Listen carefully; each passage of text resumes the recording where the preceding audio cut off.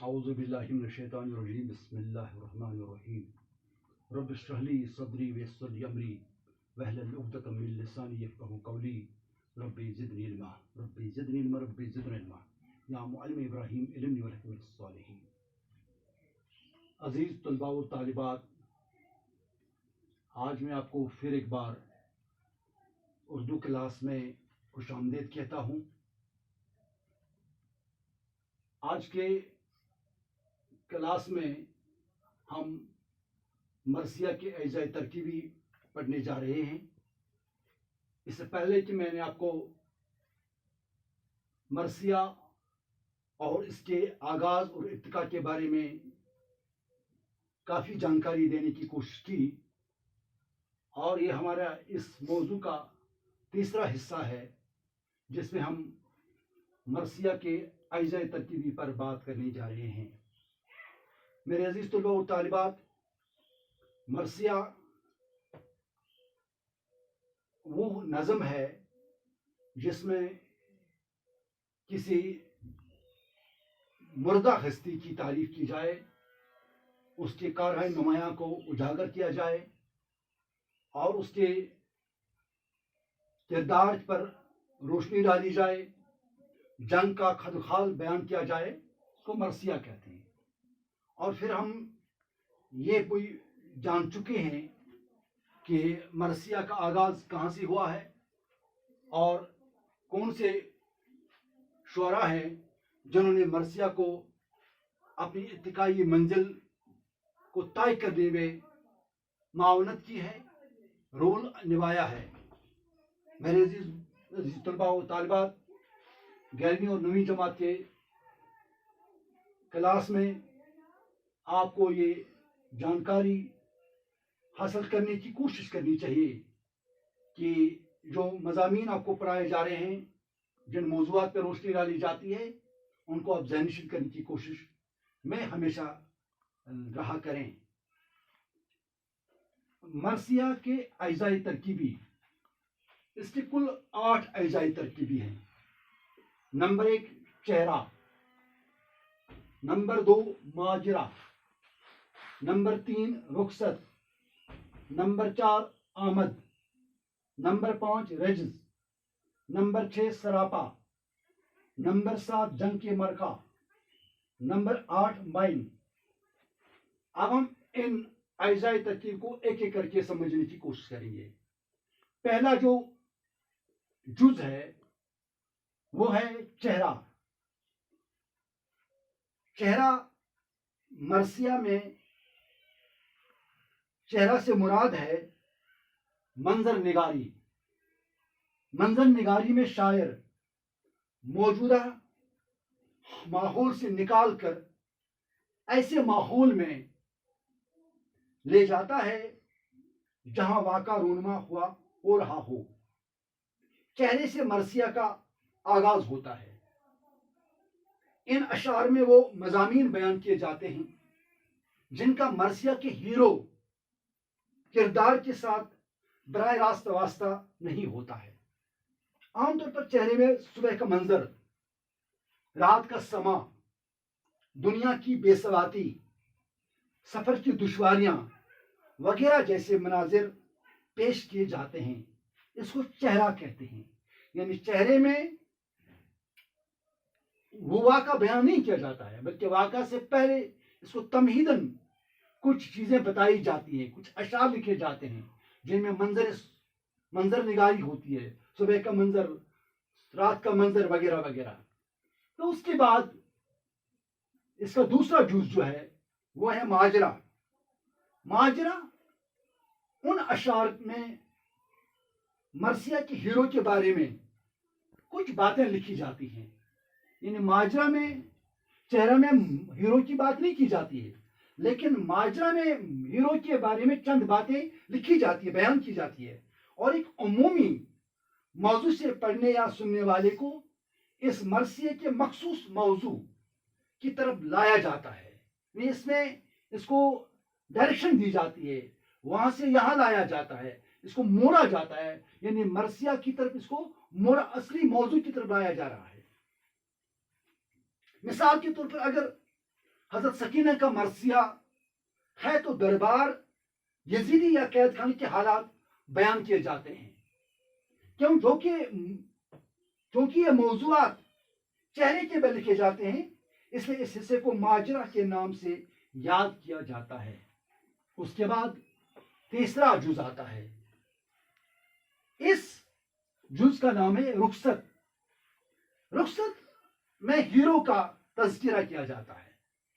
جنگ کا جو ہیرو ہوتا ہے وہ جو میدانی کارزار میں برسر پیکار ہونے کے لیے جب آتا ہے، لیکن وہ پہلے اپنے کمانڈر سے، اپنے سربراہ سے، اپنے بڑے سے، chief of the army staff سے وہ اجازت لیتا ہے اور آگے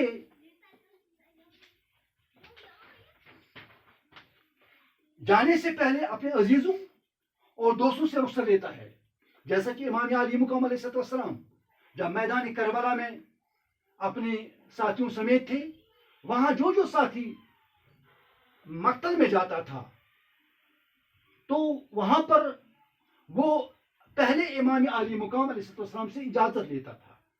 جب امام علی مقام اجازت دیتا تھا، پھر وہ اپنے عزیز اقارب، اپنی ماں، بہن، بیٹی، بیوی کے ساتھ ہم کلام ہوتا تھا، ان سے رخصت لیتا تھا، ان سے وداعی کی سر کا آخری سلام دیتا تھا۔ جب ہیرو جاتا تھا تو شاعر نے کہا کہ جس درج سے کوئی مقتل میں گیا وہ شان سلامت رہتی ہے، یہ جان تو آنی جانی ہے، اس جان کی کوئی بات نہیں۔ یہ ہے رخصت۔ اس کے بعد یہ ہیرو میدان میں آتا ہے، قتلگاہ میں آتا ہے، مقتل میں آتا ہے، تو اس کو آمد کہتے ہیں۔ ہیرو کے آنے کی نشان یزیدی فوج کے مقابلے میں کسی غازی یا شہید کے آنے کی شان بیان کی جاتی ہے، یعنی وہ کس شان سے آتا ہے، کس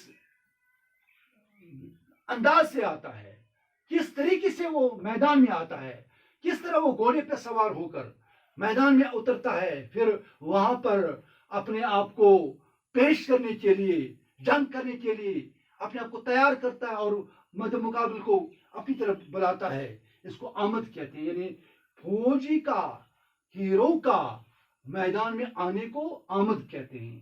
اور اس کے بعد پانچواں جو جز ہے اس کو رجز کہتے ہیں۔ رجز میں جب ہیرو میدان میں آتا ہے تو وہ عرب کے آداب جنگ کے مطابق ہیرو اپنی مقابل کے فوج کے سامنے فخریہ انداز میں اپنے آبا و اجداد کی شجاعت اور عظمت کو دہراتا ہے، یعنی وہ اپنے خاندان کی عظمت بیان کرتا ہے، اپنے بڑوں کی بات کرتا ہے۔ جیسے امام علی مقام جب میدان کربلا میں آ گئے تو اس نے اپنے باپ کا تعارف دیا، حضرت علی کرم اللہ تعالیٰ وجہ کا، اور اس نے اپنے نانا جان حضرت رسول رحمت صلی اللہ علیہ وسلم کا تعارف دیا، اپنی ماں جناب فاطمہ الزہرا سلام علیہ کا تعارف دیا ہے، یعنی اس نے اپنے بڑائی کا، اپنے خاندان کی عظمت کا بیان کرتا ہے۔ اس کو کہتے ہیں، اس کو رجز کہتے ہیں۔ اس کے بعد جو چھٹا جز آتا ہے اس کو کہتے ہیں سراپا۔ سراپا میں ہیرو کا ناک و نقشہ، قد و قامت، شجاعت و نیک خوئی کا بیان ہوتا ہے، یعنی اس میں ہیرو کی عظمت بیان کی جاتی ہے، ہیرو کا کردار بیان کیا جاتا ہے، ہیرو کی اہمیت بیان کی جاتی ہے، ہیرو کا قد و قامت، شجاعت، نیک نانی وغیرہ اس کی تعریفیں کی جاتی ہے۔ یہ ضروری نہیں کہ سراپا آمد کے بعد ہی ہو، کبھی روادات کے بعد، کبھی رخصت کے بعد، کبھی رجز کے بعد لکھا جاتا ہے، لیکن سراپا بیان کیا جاتا ہے۔ امام علی مقام کا جو سراپا ہے اس کو بیان کیا جاتا ہے، اس کو کہتے ہیں وہ شفیع رسول صلی اللہ علیہ وسلم ہے، شفیع مصطفیٰ صلی اللہ علیہ وسلم ہے، جس کو بیان کرتا ہے شاعر۔ اور اس کے بعد جو ساتواں جز ہے اس کو کہتے ہیں جنگ کا معرکہ۔ جنگ کا معرکہ، ان اشعار میں وہ واقعہ بیان کیا جاتا ہے جو دو مخالف پہلوانوں یا فوج کے لڑنے کے وقت پیش آتا ہے، یعنی جو مارکا ہوتا ہے، جو وہاں تلوار ازمائی کی جاتی ہے، تیر اندازی کی جاتی ہے، اس کا ذکر کیا جاتا ہے۔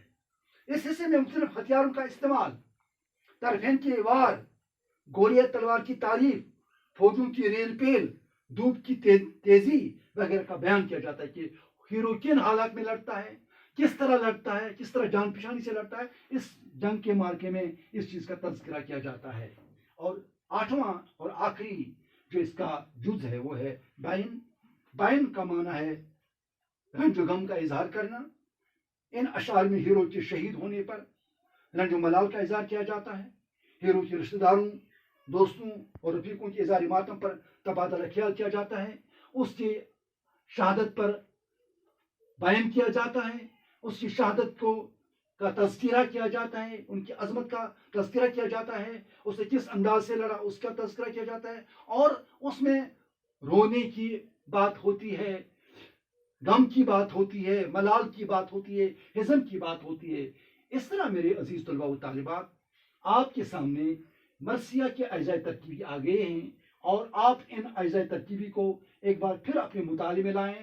آپ کی جو کتاب ہے اس میں یہ نوٹ باضابطہ لکھا ہوا ہے، مرثیہ اور اس کے آغاز ارتقاء اور اس کے بعد اس کے اجزاء ترکیبی. اس پر آپ ذرا توجہ سے دھیان دیجیے گا، اس کا مطالعہ کیجیے گا. پھر میری گزارش رہے گی کہ سوشل ڈسٹنس کا اہتمام رکھیے گا، لیکن کتابوں کے ساتھ واسطہ استوار کیجیے گا. جبکہ اگر آپ اس طرح سے اپنے آپ کو تیار کریں گے، سکولز اس وقت کھلے نہیں ہیں بلکہ بند ہوتے جا رہے ہیں. ابھی شاید یہ بھی کہا گیا کہ 15 اگست کے بعد سکول کھلیں گے.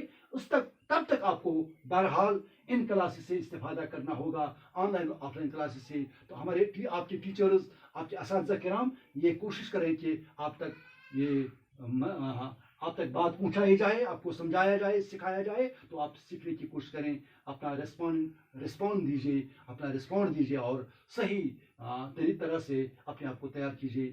اللہ تعالیٰ آپ کو سلامت رکھے. فی امان اللہ.